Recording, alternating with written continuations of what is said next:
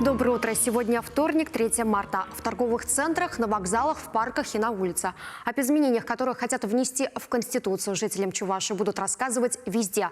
Для этого создадут специальные информационные точки. Населению расскажут о процедуре общероссийского голосования и о том, как это можно сделать досрочно и на дому. Напомню, Всероссийский день голосования по поправкам в Конституцию пройдет 22 апреля.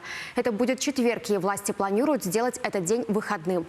В школах Чувашии стартовали проверочные работы. Это ежегодные контрольные, которые пишут ученики для того, чтобы подвести итоги обучения. Первым ВПР напишут 11-классники. На этой неделе они будут сдавать иностранные языки и географию.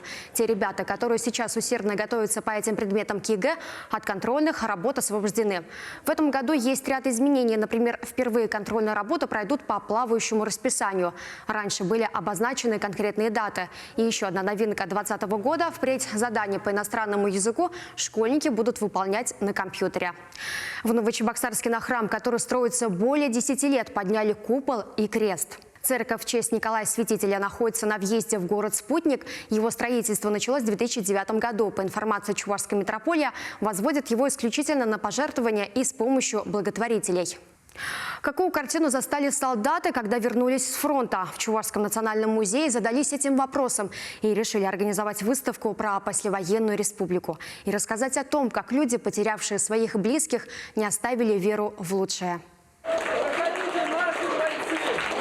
Вот так солдат, подаривших миллионам соотечественникам мир, встречали в мае 1945 года в Чувашии. Организаторы выставки подготовили для посетителей театрализованное представление.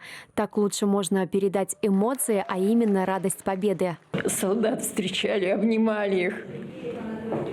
Даже знакомых, незнакомых всех целовали. Извещение о гибели отца, рассказывает Эмма Тарасова, пришло в 1942-м. Но этому документу семья до последнего не верила. Заглядывали солдатам в лицо в надежде увидеть родного человека.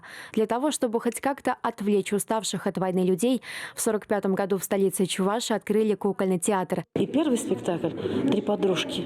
Да, он посвятил это победе. Хотя это совсем не было про войну. Но тем не менее он посвятил женщинам, которые были санитарками и дружили между собой, и просто жили обычной жизнью.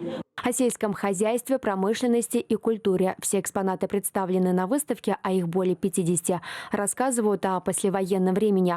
В музее выставили и реконструированную полуторку, на которых развозили домой демобилизированных солдат. Не только фонды Национального музея были задействованы, это и фонды музея станции Канаш, например, и фонды музея электроаппаратного завода. Экспонаты в Национальном музее пробудут до конца мая, чтобы как можно больше людей успели проникнуться победным настроением того времени.